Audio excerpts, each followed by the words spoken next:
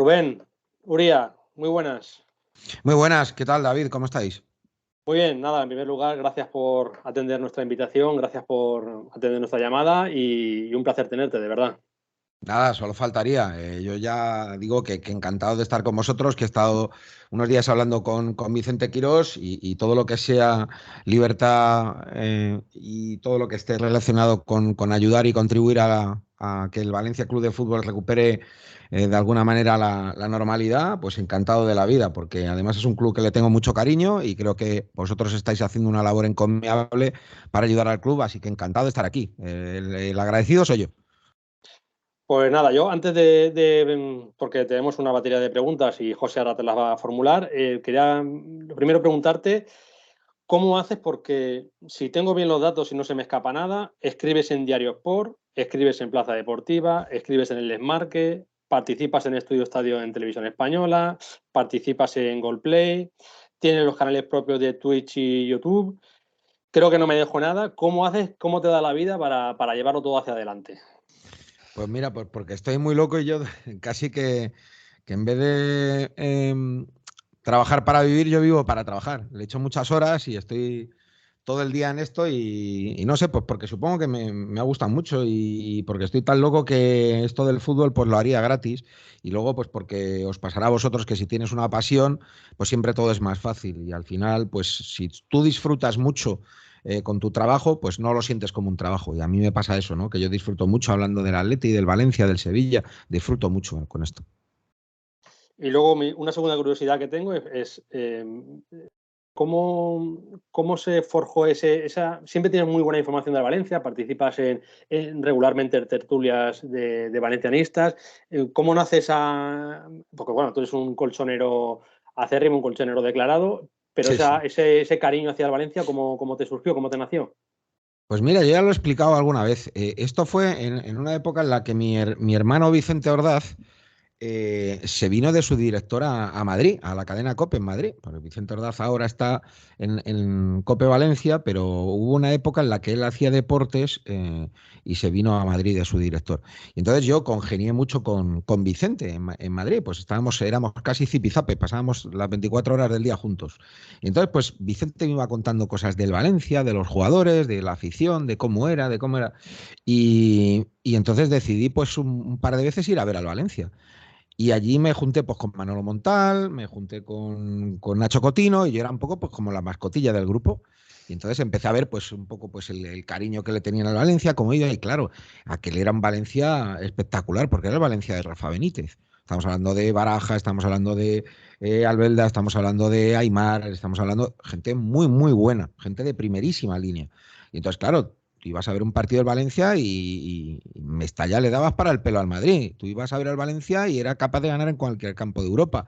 Y a mí el Valencia era un equipo que me encantaba y sobre todo me gustó muchísimo por la afición y por Rafa Benítez. Y además que era un espectáculo ir a Mestalla, porque siempre ha sido un espectáculo ir a Mestalla, ¿no? Esté quien esté. Pero en aquellos tiempos era más todavía porque, claro, eran partidos de primerísima línea. Y le fui cogiendo mucho cariño al Valencia y desde entonces dije, bueno, pues yo es que al Valencia no es que no solamente le vaya a desear nada malo, es que le deseo siempre que gane, porque es como mi segundo equipo. ¿Y este sábado también? Bueno, este sábado no porque juega contra mi Atleti, pero vamos, claro, yo ahí ya no puedo mentir. Yo este sábado quiero que gane el Atleti. Ahora, otra cosa es que a mí, pues, por ejemplo, no me gusta que al Valencia le vaya mal porque al Atleti le vaya bien. Yo si pudiera desear, pues no sé, pues si el Atleti no tiene que ganar un título menor para que al Valencia le vaya bien o cosas de estas, o que el Atleti un día tenga que perder un partido pues para que el Valencia vaya a Europa, para que el Valencia se salve, pues ningún problema. Es más, si le elimina que ya os he dicho que a mí soy un atlético atípico, ¿no? Porque a los del Atleti generalmente les cae mal el Valencia y les cae mal el Sevilla. Y yo soy todo lo contrario. Yo soy del Atleti y cuando digo que me cae bien el Valencia y me cae bien el Sevilla, la gente me dice que estoy loco.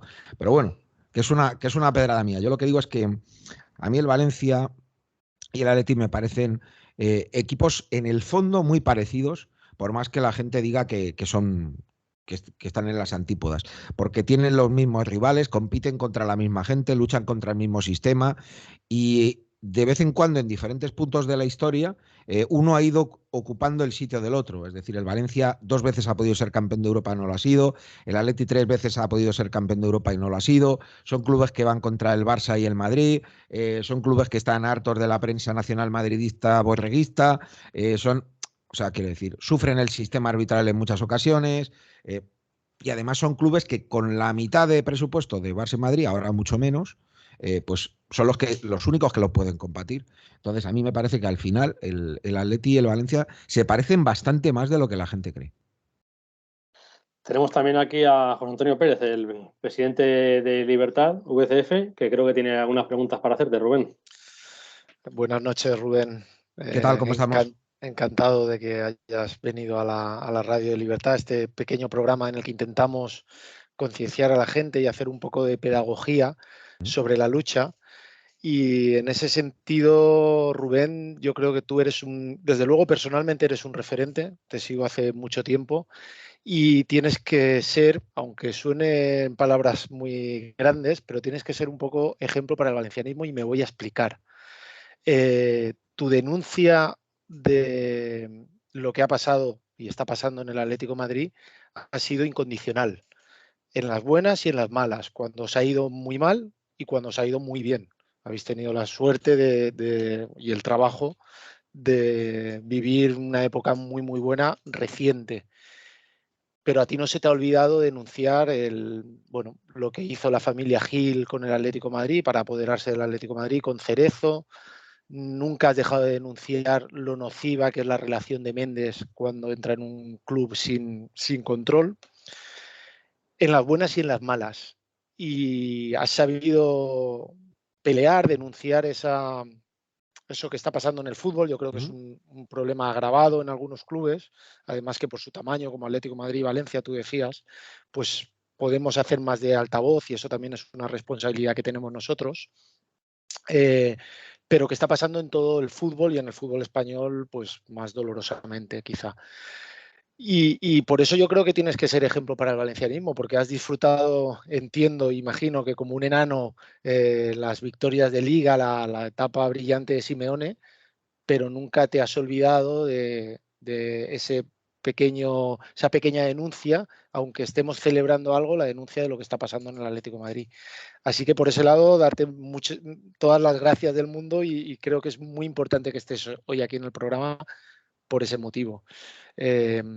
Y empezaría casi por un tema, yo creo que es el que está más maduro y además tú escribiste un artículo recientemente, el cual te agradezco porque nombradas a la asociación, que es el tema de la modificación de la ley del deporte y la inclusión del articulado del consejero independiente, que tenemos que tener en cuenta que afecta a todas las sociedades anónimas deportivas de cualquier deporte en el Estado español. Entonces yo creo que es algo que tenemos que poner en valor. Quería preguntarte cómo lo ves, pero antes quería decirte un poco los avances que hemos hecho nosotros aquí en Valencia, porque esta ley entró en vigor a principio de año, del 2023, exige que haya un consejero, al menos un consejero que sea elegido de forma independiente por la afición y que haga los efectos de representación de la afición dentro de los consejos de administración de las sociedades anónimas deportivas. Y es una ley que ya está en plena vigencia. Sí que es verdad que la ley lo que marca son, los condicionantes que se tienen que cumplir y luego normalmente hay reglamentos que bajan esto a tierra. Es decir, cómo pues declarar a o el proceso electoral para este consejero independiente en las sociedades anónimas deportivas, cómo se tendría que estipular. Esto corre a cargo de un reglamento que sí que es verdad que no está y que depende del Consejo Superior de Deportes, que a su vez depende evidentemente de la administración y de la administración central y con todo el lío además de las elecciones, en la constitución o no de gobierno, pues se está atrasando.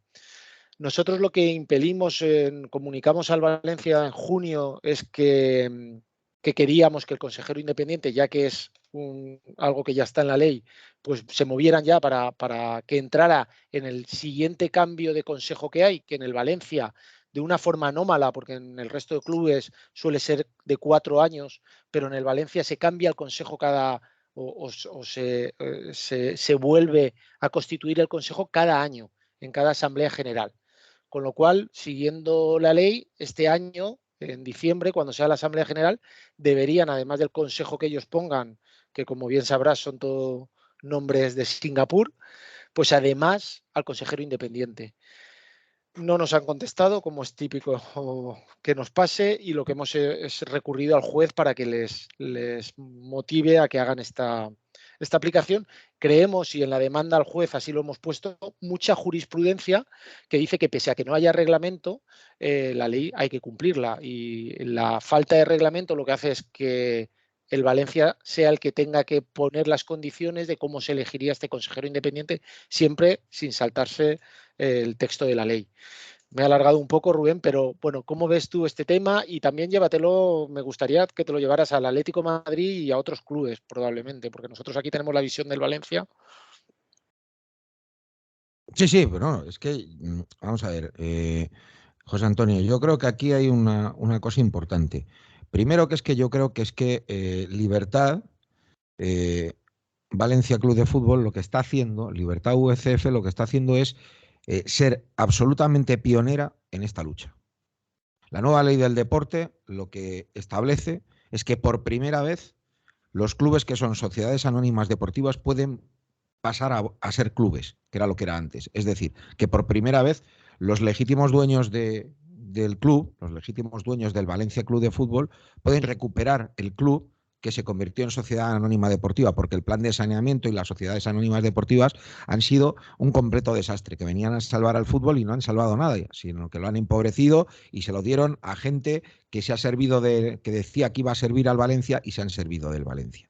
Porque si no hubiera gente que se hubiera servido del Valencia, seguramente Peter Lim no estaría aquí y nosotros no estaríamos teniendo esta conversación, ¿vale? Por mucha gente que decía que quería el Valencia, que finalmente destrozó el Valencia y lo arruinó, pues Peter Lim ha llegado donde ha llegado. Eso es otro capítulo, pero nos centramos en esto, que para mí es muy importante, que es la denuncia que vosotros estáis haciendo. Digo que Libertad VCF es pionera porque tanto en FASFE como en colectivos del Atlético de Madrid te explican claramente, la Unión de Peñas Internacional del Atlético de Madrid, te explican claramente que es Libertad la que está llevando la bandera, no del Valencia Club de Fútbol, del fútbol español, para recuperar esto de la figura del consejero independiente, para reivindicar los derechos del valencianismo y para liberar un poco al club del secuestro, entre comillas, que está teniendo Peter Lim con todo esto.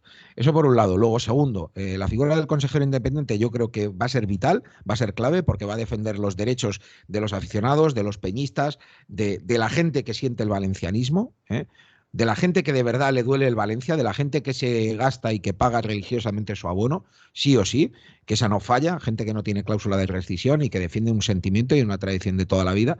Y a partir de ahí, yo creo que va a haber que apretar y que luchar muchísimo al club, con el club, para que el Valencia, o en este caso Meriton, mejor dicho, no puede hacer de su capa un sello con esto, porque la ley va muy lenta, va muy despacio, todavía no se han hecho los principios reguladores, como bien comentabais vosotros, que es algo que Libertad tiene que vigilar muy de cerca, Libertad tendrá que presionar, Libertad no podrá darles un centímetro, porque si no, al final el Consejo Superior de Deportes va a ir muy despacio, las autoridades van a ir muy despacio y todo se hará en base a mucho tiempo. Y eso no puede ser. El procedimiento regulador tiene que hacerse ya, tiene que aprobarse ya y tiene que la gente presionar con eso. ¿Qué ocurre? Que en este país, por desgracia, solamente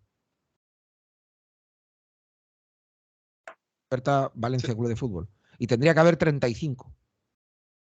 35 para que todos los clubes presionaran al Consejo Superior de Deportes y a las autoridades políticas para que la figura del consejero independiente cuanto antes estuviera. De momento, al menos hasta donde yo sé, solamente está Libertad y solamente está la Unión de Peñas del Atlético de Madrid, que se está sumando a esto y que está reivindicando también cosas y está luchando por cosas por las que está luchando el Libertad. Y creo que la figura del consejero independiente, por más que mucha gente no quiera creer en este tipo de cosas, es la palanca ideal para fiscalizar la gestión, para poder decirle y explicarle al socio del Valencia qué cosas están haciendo con su Valencia y sobre todo para poder defender los intereses del valencianismo, desde dentro de un club que a lo mejor ya no sea de los valencianos. Y esto es muy importante, porque es lo único que por ahora le queda legalmente al aficionado y al peñista, poder hacer esta figura. Entonces, ¿cómo se va a elegir ese consejero independiente? Falta el proceso regulador. Y ahí es donde Libertad no puede dejar en absoluto morir esta cuestión, sino que tiene que seguir presionando. Libertad y, por supuesto, que no se me olvide, los medios de comunicación. Los medios de comunicación que no podemos ser cómplices de lo que estaba pasando en el Valencia. Rubén, te cuento también, no sé si lo sabes, pero a través de FASFE a principio de año también nos reunimos con el Consejo Superior de Deportes. Por cierto, en FASFE hay un gran atlético con el que tenemos una gran relación. Nos reunimos con el Consejo Superior de Deportes al hilo del reglamento regulador, a ver cómo estaba la redacción. Y nos ofrecimos a ayudarles en la parte de cómo regular la elección del consejero independiente. Nos aceptaron el ofrecimiento y desde marzo ellos tienen lo que es una propuesta de artículo regulador de cómo elegir el consejero independiente, el Consejo Superior de Deportes. Lo que pasa es que aquí la pega que hay es que el reglamento tiene que salir de toda la ley, no puede salir el reglamento de una parte, de otra, sino que tienen que confeccionarlo todo. Pero a raíz de lo que decías, esta parte estamos encima y... Bueno, es que si estáis colaborando con FASFE, que me consta, porque está por ahí Emilia Abejón y gente que conozco, bueno, sí, se está en buenas manos, como diría el doctor Ramón Sánchez Ocaña, y que desde luego se está presionando y se está haciendo. ¿Cuál es el problema que yo le veo? El problema que yo le veo es que por el motivo que sea, que yo no quiero criticar personalmente, pero por el motivo que sea, el gobierno suele ser muy lento en materia de deporte, en materia de regulación. Y yo creo que además el Consejo Superior de Deportes, por desgracia para los intereses de muchos clubes españoles, de muchas aficiones españolas que quieren que se agilice este proceso, ahora el Consejo Superior de Deportes está en otro tema que es todavía mucho más político, que es mucho más mediático y que es mucho más difícil sacarlo de ahí, que es el tema de Rubiales.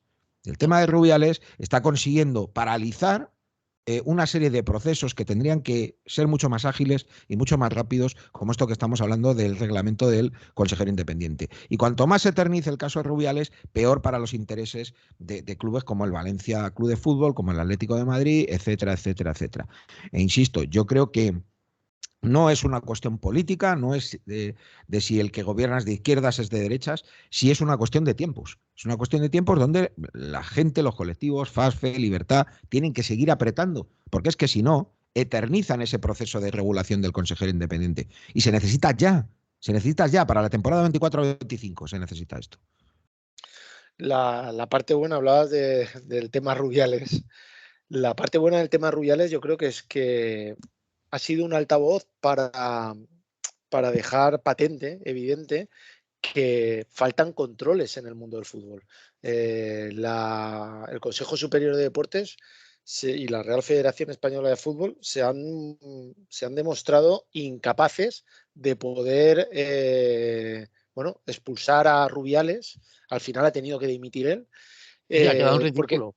Porque no hay suficientes controles en la legislación en el mundo del fútbol, que es algo que nosotros desde Libertad también denunciamos. Quizá es el negocio, el mercado que más dinero maneja con menos controles. Incluso el negocio inmobiliario tiene muchos más controles que el mundo del fútbol. Controles, fiscalización, controles del buen gobierno. Es que sabes qué pasa, que mira, creo que el dato era del año pasado, supongo que habrá evolucionado. Hasta donde yo tengo entendido, el fútbol español, la industria del fútbol español mueve el 3% del Producto Interior Bruto del país. Cuando hablamos de que mueve el 3% del Producto Interior Bruto de este país, no solo necesita el fútbol evolucionar, no solo la industria necesita ser más segura, es que además, como tú bien dices, necesita muchos más mecanismos de control, muchas más, puedes decir, sociedades, entidades, representativas de los aficionados, de los peñistas, de la gente que realmente sostiene el fútbol, porque la gente dice, el fútbol es de los futbolistas. No, mira, el fútbol es de la gente. El fútbol es de los presidentes. No, el fútbol es de la gente. El fútbol es de las sociedades anónimas. No, es del aficionado. Porque si no hay gente del Valencia, no hay Valencia. Esto es así. Si no hay gente que llena a Mestalla, la gente no se entera de que juega el Valencia. Y la gente no lo televisa y no van los buenos jugadores allí. Si no hay gente del Atleti, no hay Atleti. Y si no hay gente que vaya a los estadios en el fútbol o que lo vea desde casa o lo consuma desde casa, no hay fútbol.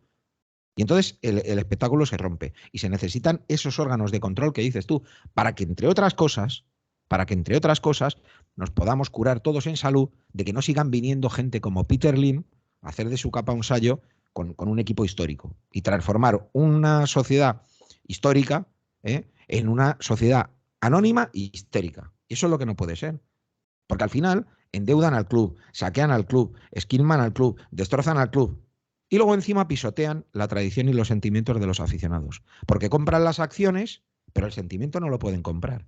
Y hacen falta esos mecanismos de control interpuestos y sobre todo interconectados con el gobierno o con las autoridades políticas para hacerles ver que una cosa es comprar unas acciones y ser el dueño mayoritario de unas acciones y otra es descapitalizar todo un club histórico. Porque el Valencia no es solamente un equipo de fútbol. El Valencia es un instrumento de la comunidad valenciana. El Valencia es una figura icónica de la sociedad valenciana. El Valencia es un grande de España y de Europa. Y ahí los políticos no se pueden poner de perfil y necesitan esos mecanismos de control que dices tú, entre otras cosas, para curarse en salud. Porque si no, llegan magnates como Peter Lim o presuntos millonarios como Peter Lim y les están pintando la cara a todos. Porque Peter Lim lleva no sé cuántos años lleva riéndose de los políticos valencianos. Y al final están ahí puestos de perfil y no hacen nada. Cuando ellos tienen una obligación que es defender el patrimonio valenciano. Y el Valencia es el patrimonio de Valencia.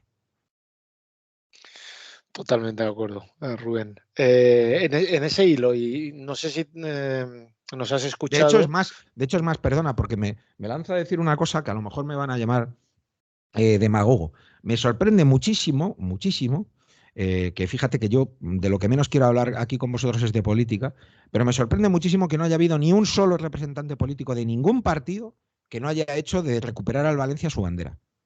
Porque cuando los políticos buscan votos, eso sí que hubiera dado votos y apoyo, pero gente que se moje de verdad por el Valencia. Tiene mucho miedo. Por supuesto, hablo también de no solo el Valencia, pues si hay un equipo en una situación comprometida, como pueda ser, no lo sé, me lo invento, el Valencia Basket o pueda ser la Unión Deportiva Levante, bueno, pues también. Pero es que el Valencia, se quiera o no, es el icono deportivo de la sociedad valenciana. Entonces, que haya ni un solo político haya hecho bandera y causa de esto, eso me parece muy significativo de que no se enteran de la realidad. Y que cuando buscan votos, esto sí que es una máquina de votar. Una máquina de votar es pulsar el sentimiento de los aficionados del Valencia. Que pasas por Valencia, ves ese estadio ahí varado y dices, Dios mío, ¿qué están haciendo con el Valencia? Y luego te enteras, escuchas programas, ves a gente, hablas con gente de dentro del Valencia, que todavía, con alguna persona de dentro del Valencia, todavía se sigue pudiendo hablar. Y te das cuenta de que es que lo están destrozando. Valencia no se muere, lo están matando, yo siempre lo digo. Sí. La gente dice que exagerado, no, es que el Valencia no se muere, lo están matando, llevan años matándolo. Así es. Hablabas al principio, y no vamos a abrir ese melón porque es largo, pero bueno, que todos los males vienen de la conversión o los males vienen de la conversión de los clubes en sociedades anónimas deportivas, con una pretensión que era tener controles y que separaran las pérdidas en los clubes de fútbol. Fíjate tú qué paradoja, pero que evidentemente no ha dado resultado. También te voy a dejar aquí porque es un camino que estamos explorando desde la asociación. No sé si sabes, la ley de sociedades anónimas deportivas es de 1991, data del 91, no ha tenido ninguna modificación desde entonces. Y de hecho es que hay algo muy peculiar, porque el propio redactado de la ley habla de, bueno, lo que te comento, poner el armazón de las sociedades mercantiles dentro de los clubes de fútbol, es decir, obligarles a que se conviertan en sociedades anónimas y estén regidos por un consejo, por una asamblea, igual que una sociedad anónima. Pero el propio redactado de la ley dice, y la parte de la D, la parte deportiva, es algo que tendremos que desarrollar. Es como que la propia ley en el 91 dice, vamos a lo urgente, que es ponerle coto a las pérdidas que tienen los clubes, vamos a convertirlos en sociedades anónimas, vamos a decir que son deportivas, pero ojo, la parte deportiva, la peculiaridad de esta ley para que nos diferencie de lo que es una sociedad mercantil al uso, esto está pendiente de desarrollar. Te estoy hablando del 91, nos vamos a 32 años después, esa parte no se ha desarrollado. Claro, entonces nosotros querríamos solicitar una modificación de esta ley de sociedades anónimas deportivas con una propuesta. Bueno, primero, os felicito por la propuesta. Segundo, os felicito por interesaros. Y tercero, no hace falta que os diga que va a costar mucho y que estáis prácticamente solos en esta pelea con 1, 2, 3 asociaciones que os van a poder apoyar. ¿Y qué falta aquí para que haya más apoyo? Pues falta que los medios de comunicación, que los periodistas dejemos de mirarnos el ombligo o mirarnos otra cosa bastante más fea, para estar pendientes de lo que le interesa a la gente y de los derechos de la gente y de los derechos de los aficionados. Eso es lo que hace falta. Porque la ley, efectivamente, en su momento fue una chapuza hecha deprisa y corriendo para proteger, beneficiar los intereses de 15, 16 constructores, 15, 16 presidentes que llegaron desde el ladrillo y querían hacerse con el fútbol. Y se hicieron con el fútbol. ¿Vale? Yo soy de izquierdas. Aquella ley fue una chapuza socialista. Y yo suelo ser votante socialista. Pero esto no va de si tú eres socialista, si tú votas al PP o votas a Vox o a Compromís. Esto va del interés del aficionado. Aquella ley machacó al aficionado en beneficio de tener un gran pretexto que era que no, es que los clubes, si no lo hacemos, los clubes se arruinan. Oiga usted, la deuda que tenía el Valencia, la deuda que tenía el Atlético de Madrid, sensiblemente menor que la que tienen ahora. ¿Por qué? Porque ha llegado mucha gente que decía que le interesaba el Valencia. No, lo que le interesaba era el Valencia como instrumento de poder, para catapultarse ellos en la sociedad valenciana, no para ayudar al Valencia o para hacer que el Valencia creciera. De hecho, yo tengo una teoría que para mí es un absoluto milagro que el Valencia haya sobrevivido a toda la gente que ha sido presidente del Valencia. Sí. Y es todavía un mayor milagro que después de 9 años de Peter Lim, que es la peor gestión de la historia del fútbol español junto a la de Jesús Gil, me parece un milagro auténtico que siga sobreviviendo. Y sigue sobreviviendo por la pequeña lucha de gente como vosotros, que se implica, por la pequeña lucha de gente que se saca el abono, por la pequeña lucha de peñas que todavía se resisten a que este señor se vaya del Valencia. ¿Y qué pasa? Que al final es una lucha de resistencia, porque echar a Peter Lim o echar a los Gil no es algo que sea una carrera de 100 metros, es una maratón de 42 kilómetros muy larga, de muchos años, donde hay mucha gente que os voy a contar a vosotros, que sois los que tenéis mérito, mucha gente que se baja de la lucha, mucha gente que dice, esto no vale para nada, no vale manifestarse, no vale pedir una nueva ley, no vale azuzar al gobierno, no vale pedir responsabilidad a los políticos. Claro que vale. Lo que no vale es quedarse en casa, porque eso es lo que quieren.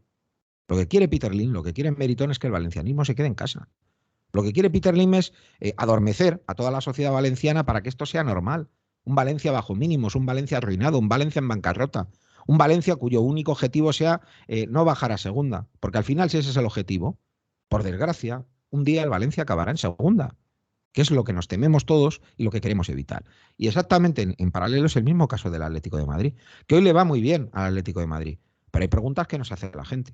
¿Cómo es posible que el Atlético de Madrid, después de 11 años jugando Champions indiscriminadamente, uno tras otro, que es muy difícil estar 11 años en Champions, porque alguna temporada te sale mala, esto es deporte al final. Después de 11 temporadas en Champions, el Atleti tiene una deuda financiera neta de más de 500 millones de euros. Hombre, ¿qué está pasando? Un apunte te podemos dar, Rubén, porque sabes que Méndez ha tenido mucho que ver, mucha gestión con el Atlético de Madrid. Claro, la lista de futbolistas fichados por el Atlético de Madrid para nada es larguísima. Creo que nuestro compañero David buscó información y hay una lista, ¿no, David? Enorme de futbolistas que el Atlético de Madrid ha fichado a Méndez que nunca han jugado en el Atlético de Madrid. Claro, pero es que esto es así, es que esto es... a ver cómo lo explico, Vicente, David, José Antonio. Esto es como los clubes siempre han tenido la capacidad de operar con 2, 3 agentes, incluso con un agente que fuera el agente de cabecera de X presidente, se llamara como se llamara, ¿vale? Pues desde tiempo inmemorial, desde tiempo de Arturo Tuzón, que en paz descanse, a tiempo de Manolo Llorente, el que queráis. ¿Qué pasa?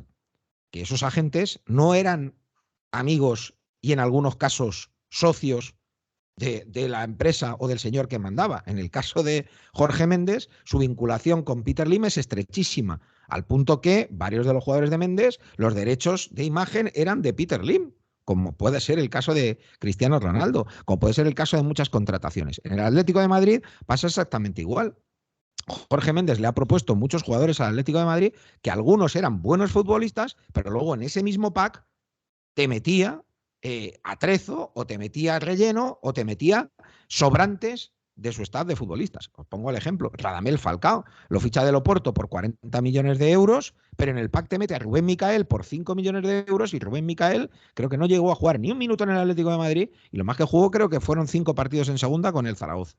Rubén Micael, 5 millones. Y te lo tienes que comer. Y eso el club lo transige. Y eso en el Valencia no es que haya pasado una vez, han pasado muchas veces, con un agravante muy importante. Es que a Valencia no ha llegado precisamente jugadores de la talla de Radamel Falcao. Claro. Entonces, ¿qué pasa? Pues que Jorge Méndez se está aprovechando del Valencia. Usa el Valencia como un campo base para especular y mover sus futbolistas. Y al final, ¿en qué se convierte un club histórico como el Valencia? Pues gracias al negocio de Peter Lim y Jorge Méndez, se convierte en casi una agencia de compraventa de jugadores. Eso ha sido el Valencia, una agencia de compraventa de jugadores. Y cuando salieron por la puerta Mateo Alemán y Marcelino, ya no hubo ningún tipo de control. Porque Mateo era el límite, Marcelino era el límite. Una vez echados a la calle y tirados, allí Jorge Méndez podía hacer lo que quisiera. Y por supuesto Peter Lim, sin oposición ninguna. Porque él lo que no quiere es oposición. Él no quiere empleados, él quiere súbditos y él no quiere aficionados, él quiere clientes. Rubén, mi última pregunta, que David quería hacerte alguna más. Bueno, nosotros tenemos una hoja de ruta e imaginamos posibles escenarios de la salida del IM y estamos trabajando en ellos, pero nos interesa tu opinión. Tú, haciendo un poco, aquí no es fútbol ficción, sino sobrevivencia ficción, ¿qué piensas que va a pasar con LIM? ¿Cuál piensas que va a ser el futuro? ¿Cómo piensas que va a salir de aquí? Pues mira, a mí lo que me gustaría es equivocarme mucho en lo que voy a decir. Primero por el valencianismo y segundo porque yo no soy bueno pronosticando.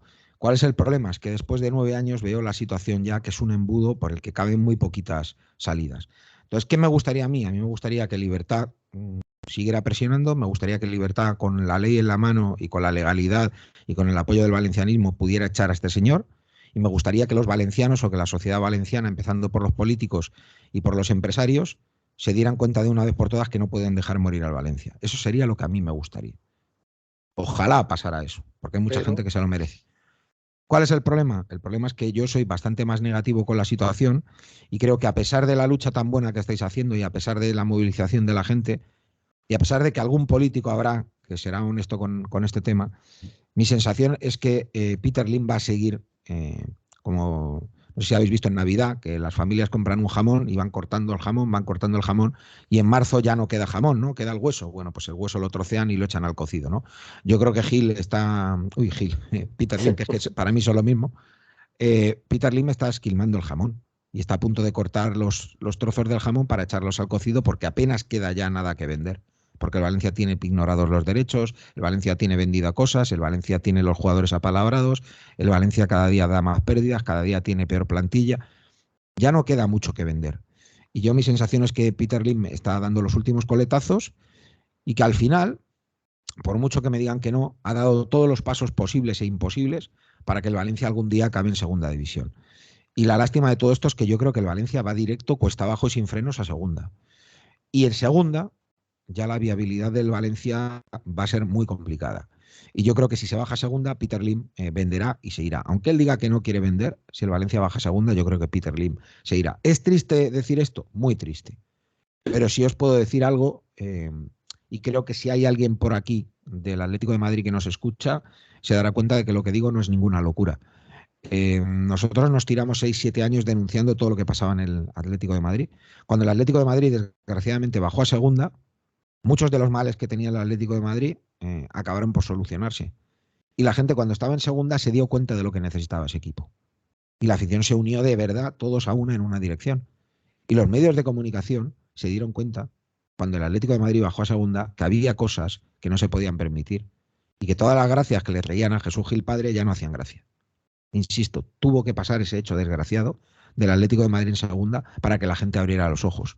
Y yo creo que si queda alguien en Valencia por abrir los ojos, pues cuando el equipo lamentablemente baje a segunda, todo el mundo se dará cuenta de lo que han hecho con el Valencia. Será una auténtica lástima que sea así, pero es que no se me ocurre ahora mismo ninguna razón ninguna razón para no pensar que el Valencia no vaya a estar otro año luchando por no descender. Porque es lo que han hecho. Han hecho un Valencia que era gigante, lo han convertido en un equipo muy pequeñito. Y por desgracia yo creo que al final esta historia puede acabar en un 90% con el Valencia en segunda. Rubén, esperemos que no se cumpla. Para ir acabando, que se nos acaba el tiempo. Ojalá que no. Ya vuelvo a decir que ojalá que no. Que nada me gustaría más que equivocarme. Pero es que, claro, no le puedo vender a la gente veneno y estramonio. Le tengo que contar la verdad. Rubén, como te decía, para ir acabando, que ya se nos está agotando el tiempo, siempre que tenemos algún invitado ilustre, como es el caso hoy, nos gusta preguntarle su opinión sobre la asociación, sobre Libertad UCF, cómo se ve desde fuera.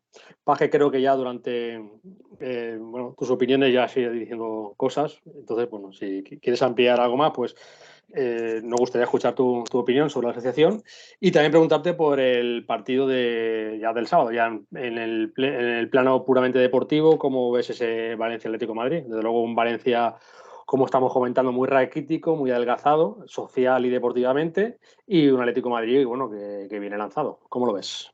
Bueno, pues mira, yo lo primero que te agradezco la pregunta porque yo creo que, lo he dicho antes, pero lo vuelvo a repetir, es que hacen falta más asociaciones como Libertad Valencia Club de Fútbol, muchas más. Gente que mire a los ojos al poder, gente que mire a los ojos a gente que dice que quiere al Valencia y lo único que está haciendo es hundir al Valencia. Y si tú quieres al Valencia, lo que tienes que hacer es demostrarlo. Y es lo que está haciendo Libertad.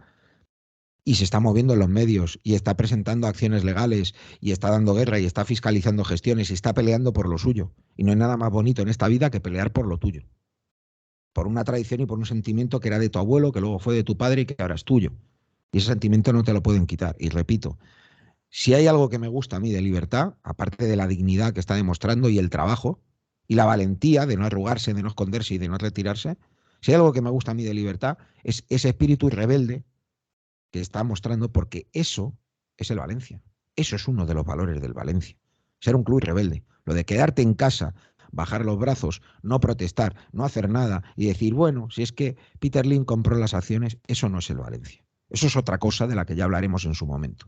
Como los mariachis mediáticos que tiene todavía Peter Lim, que manda pelotas, con perdón de la expresión, que todavía tenga mariachis mediáticos que le defiendan a este tipo.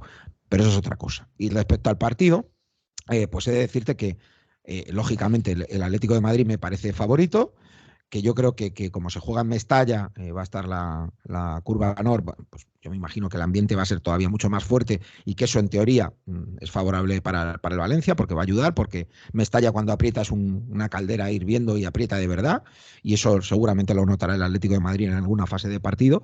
Y te digo que el Atleti para mí es favorito por una cuestión sencilla, ¿no? Yo creo que es un equipo que tiene más calidad en sus futbolistas, porque claro, Peter Lim pues ha descapitalizado todo lo que era el Valencia y sobre todo porque yo creo que en los últimos partidos entre el Valencia y el Atlético de Madrid ha habido una tónica, y es que el Valencia le ha dado mucha guerra, el Valencia ha estado muy cerca de ganar los partidos, pero cuando llega a los últimos minutos y toca la hora de hacer cambios, a la hora de hacer relevos, claro, no es lo mismo la dinamita que tiene el banquillo del Atleti que la que tiene el Valencia, que es un equipo, pues eso, trufado de chavales que tienen muy buena pinta, pero que son eso, chavales, y al Valencia le faltan muchas piezas. Entonces yo creo que si el Valencia no hace la diferencia en el primer tiempo, creo que en el segundo le puede costar mucho, porque insisto, no es algo de pura lógica, ¿vale? Sí. Que es que el Atleti tiene mejor banquillo.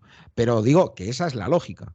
Luego, el fútbol sabemos que no. 2 y 2 no son 4, ¿eh? Pero bueno, habrá que jugar y nada, un partido muy bonito. Lo único que, la pena que tengo es que no voy a poder estar. Que me hubiera encantado ir a Mestalla a ver al Atleti con el Valencia. Pero bueno, al final ya sabéis, me paso la vida currando. De todas maneras, por poner en contexto, que te voy a dar un dato que no sé si conocías, publicaba hoy Superdeporte. El tiempo que lleva el Cholo Simeone en el banquillo del Atlético de Madrid, han pasado 21 entrenadores por el banquillo del Valencia, con 16 personas distintas, porque Boro ha pasado en diferentes ocasiones, ha pasado hasta 5 ocasiones, pues ya digo, 21 veces ha cambiado de entrenador el Valencia, mientras el Atlético de Madrid está con el Cholo. Lo digo a la hora de poner en contexto pues lo que es un equipo, lo que es otro equipo, el proyecto, la estabilidad y ahora mismo la fiabilidad que puede dar el Atlético de Madrid frente al Valencia. Luego todos tenemos el sueño de ganar, ¿no? Pero la verdad es que tú te imaginas un equipo y otro, imagínate Cuando Cholo abre la nevera, lo que ve dentro, ¿no? Para prepararse la comida, cuando Baraja abre la nevera, lo que encuentra para formar un equipo realmente es muy triste. Así que difícil lo tenemos. La pregunta te la teníamos que hacer, pero ya sabíamos que para ti el favorito era el Atlético de Madrid. Sí, hombre, pero bueno, al final el favorito no vale de nada, porque en el fútbol ya sabéis que es demostrar, pero sí es cierto que si el partido transcurre en condiciones normales, lo normal sería que el Atleti al menos no pierda y que se lleve algo positivo de Mestalla. Pero yo creo que Baraja tiene claro que después del buen comienzo y luego las 2 derrotas, Baraja yo creo que tiene claro que lo que tenga que ser del Valencia pasa por estar fuerte en Mestalla. Así que me espero un Valencia que sea muy intenso, que sea muy agresivo y que revolucione mucho el ritmo de juego, porque al Valencia le interesa que se juegue a ritmo alto y al Atlético de Madrid le interesa pues que se juegue a un ritmo más tranquilo, ¿no? Donde se pueda imponer la calidad. Y yo creo que al Valencia le interesa, es un partido de pelea, de balón dividido, donde haya contraataques. Y oye, yo creo que el Valencia le puede complicar mucho la vida al Atleti, ¿eh? No lo digo por quedar bien, es que lo creo. De hecho, insisto, la diferencia de los últimos partidos, que siempre ha caído del lado del Atleti, ha sido porque en los últimos minutos el Cholo, como bien decíais, abría la nevera y veía ahí de todo. Y el entrenador del Valencia en cuestión, pues no veía jugadores de la calidad que tiene que tener un equipo como el Valencia, ¿no? Pero bueno, vamos a verlo, a ver cómo acaba todo. Bien, pues nada, Rubén, si ni José ni Vicente tienen una pregunta más, muchas gracias por habernos atendido, ha sido un placer tenerte con nosotros y nada, esperamos en alguna otra ocasión que puedas tener también nuestra llamada para ir viendo las evoluciones de todo lo que hemos comentado. Ojalá con mejor situación. Ojalá y sobre todo con buenas noticias, ¿eh? Que podamos estar aquí otra vez diciendo que Peter Lim por fin se ha ido, que esa es la Champions que tiene que ganar el valencianismo como sea. Y nada, que muy agradecido a vosotros por vuestra llamada y que pues disponible para vosotros para lo que queráis. Y felicitaros por vuestra lucha. Pues muchas gracias, Rubén. Muchas gracias, Rubén. Buenas noches. Chao, chao.